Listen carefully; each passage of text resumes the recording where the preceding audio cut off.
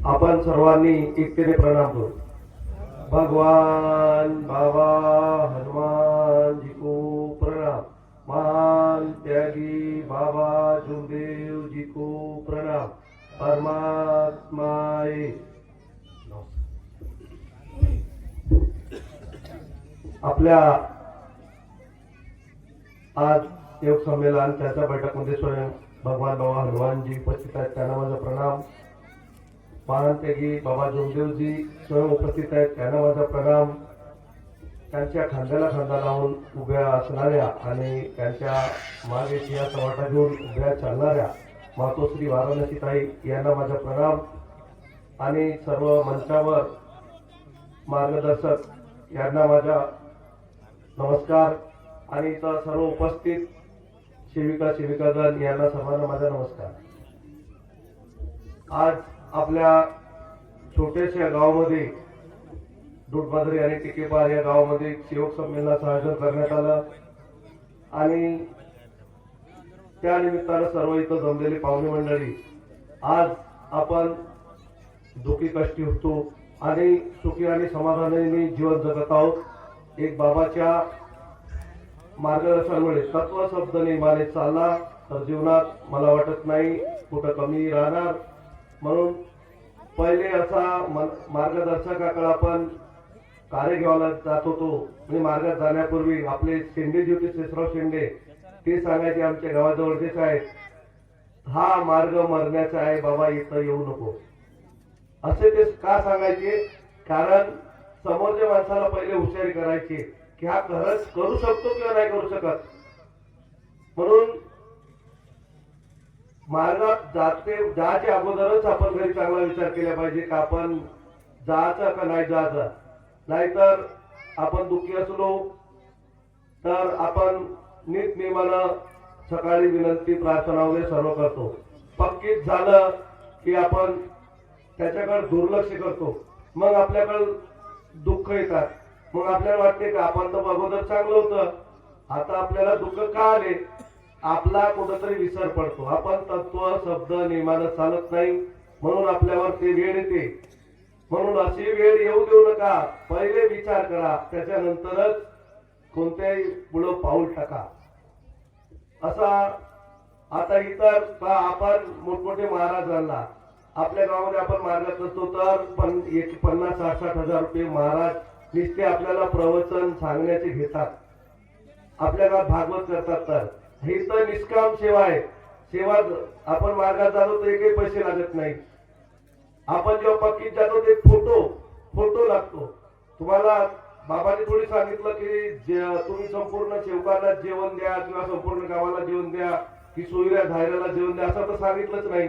फक्त प्रसाद वाटण्याचं सांगितलं. आता ते तुमची मनमर्जी आहे, बाकी करतो तर. म्हणजे निष्काम सेवा आहे या मार्गामध्ये. जो महाराष्ट्र सरकारला जमलं नाही ते बाबाच्या मार्गात येऊन बाबापासून दारूबंदी, बरेच वेळा आता विनोद भाऊ बांधतेनी सांगितले की दारूबंदीच्या त्या 15 सेवकांमुळे त्याच्या गावात सुजलाम सुफलाम झाला. कशामुळे? बाबाच्या कृपेमुळे झाला की सर्व एकत्र आले, त्याला सपोर्ट भेटला. म्हणून गावात जो पोलीसवाले करू शकत नाही तो गाववाले 15 सेवकांनी त्या गावात सपोर्ट करू शकले. म्हणून आपली सेवकात एकता कायम ठेवा, हा त्याचा उद्देश बाबांना म्हणणेच होतं की सेवकामध्ये एकता पाहिजे. एकता असले तर आपण जीवनात काही करू शकतो. डॉक्टर बाबासाहेब आंबेडकरांनी सांगितलं शिका, संघटित व्हा, संघर्ष करा. तेच तत्व आपल्या बाबांनी सांगितलं की आपण एकत्र राहिलो तर आपली ताकद निर्माण होते आणि ताकदीमुळे चांगल्याला आपण घाम फोडू शकतो. म्हणून आपण एकत्र राहणे काळाची गरज आहे. आपल्या मुलामुलींना शिकवणे काळाची गरज आहे. एक उदाहरण देतो, पुढचा विचार तुम्हाला. लाखोरीचा एक म्हणजे सेवेतच होता, परवानत होता. तो कार्य घेण्याकरताच खोडसावरीला आला. साहेब म्हणे माझी तब्येतच ठीक नाही राहत म्हणे. नागपूरला काम करत होता. दोघेही पती पत्नी आले. मी जवळ बसलाच होतो तर ते आले. साहेबांनी माझी तब्येत ठीक राहत म्हणे. तर शिंदे साहेबांनी काहीतरी त्यात फरक असेल का म्हणे. साहेब नाही जी म्हणे. खाकी वर्दीला जसा पोलीसवाला कळत राहिला तर चोर आपोआप फुटतो, तसेच इथं बसलेले माझे मार्गदर्शक आहेत यांना माझी तर 10 बोटाची विनंती आहे की मास्तर चांगला असाल तर विद्यार्थी त्याचे चांगले घडतात। जर मास्तरच जर ढिला असेल तर त्याचे विद्यार्थी बरोबर घडत नाही। शेंडे साहेबांजवळ तो 5 मिनिटं जरा फिरवून बोलत होता, साहेब मी विसर करत नाही, काहीच नाही।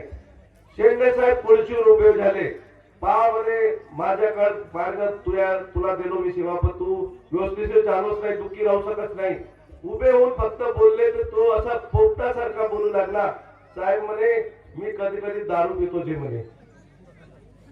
विचार करा, फक्त ते खुर्चीवरच उभे झाले, काही त्याला मारला नाही, फक्त खुर्चीवर उभे झाले।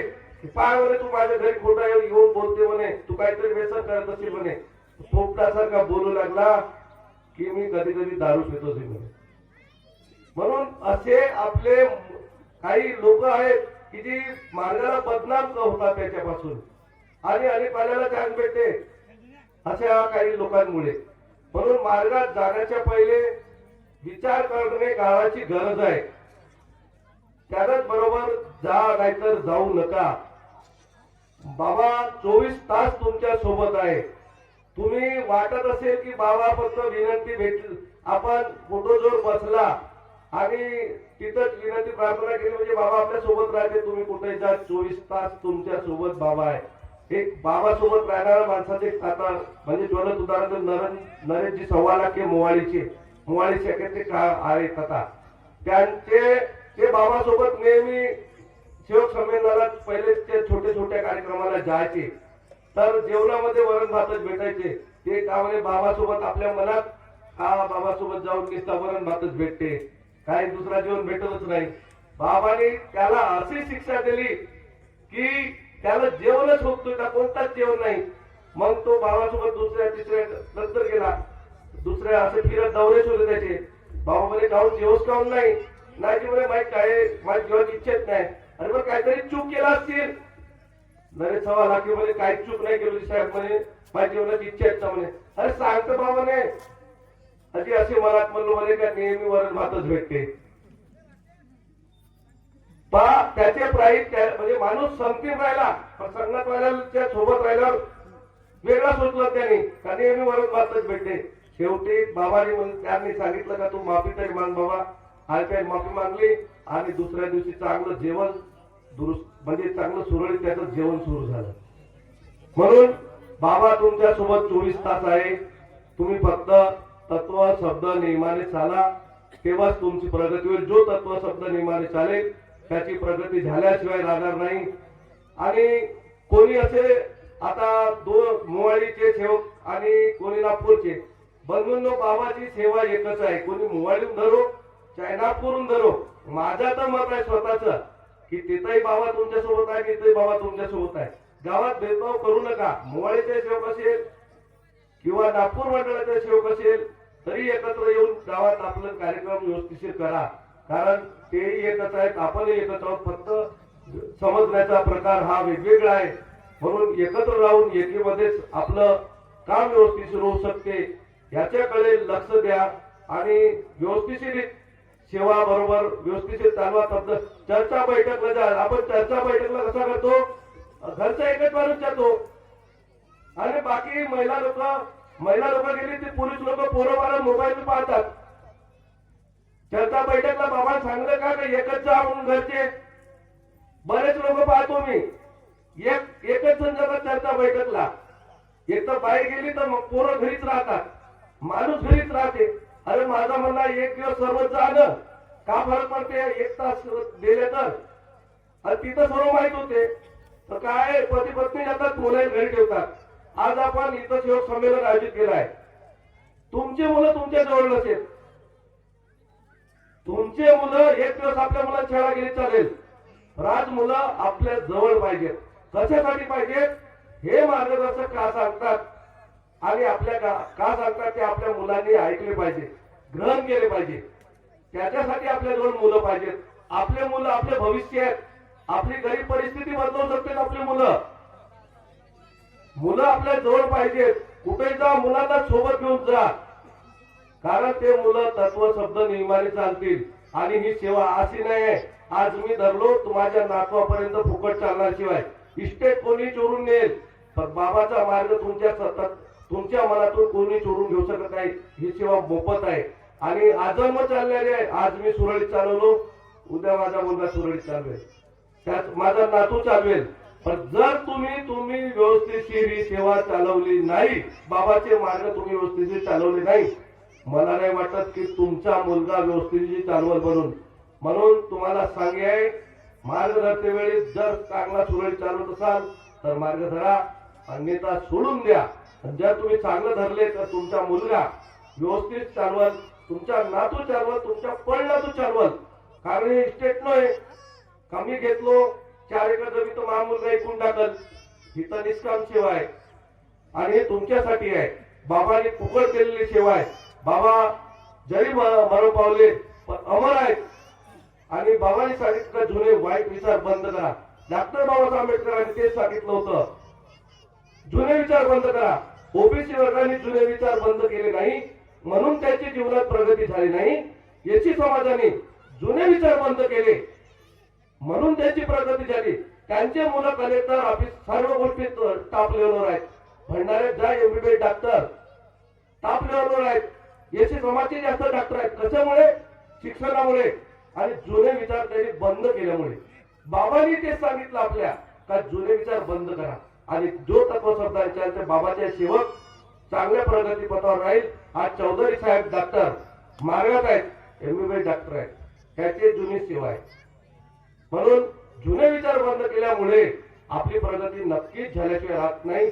फक्त विश्वास ठेवा, आपल्या मुला मुलींना चांगलं शिकवा, शिक्षणाकडे लक्ष द्या, आपल्या राहणीमानाकडे सुद्धा लक्ष द्या. माणूस टापटीप दिसला पाहिजे, समोरच्यावर इम्प्रेस पडला पाहिजे, असे राहणीमान सुद्धा बदल करा. मला बोलावलं आणि बोलण्याचा जो मान दिला सर्व मंडळाचं मी शब्द सुमनाने स्वागत करतो आणि सर्व सेवकांना माझा नमस्कार करतो. धन्यवाद पाटील साहेब.